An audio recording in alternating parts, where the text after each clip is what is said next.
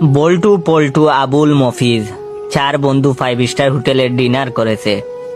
Dinner শেষে 4 জন বিল দেওয়া নিয়ে তর্ক করছে।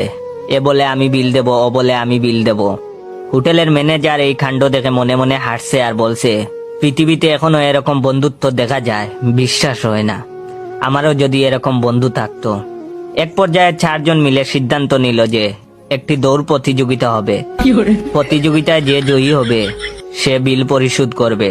হোটেলের ম্যানেজার হুইসেল বাজালো, 4 জন একসাথে দৌড় দিল। ম্যানেজার তাদেরকে উৎসাহ দিতে লাগলো। সেই যে তারা দৌড় দিল আর ফিরে আসেনি। গল্পটা আজ থেকে 50 বছর আগের। ওই হোটেল ম্যানেজার এখনো বাঙ্গা হোটেলের সামনে দাঁড়িয়ে আছেন। উনি ভাবছেন ওরা আসবে বিল দিতে। এখন আপনারা কমেন্ট করে বলুন ওরা বিল দিতে কবে আসবে। যদি আপনারা বলতে পারেন না, তাহলে আপনার বন্ধুদের শেয়ার করে জিজ্ঞাসা করতে পারেন ওরা কবে বিল দিতে আসবে। বিদ্যুৎ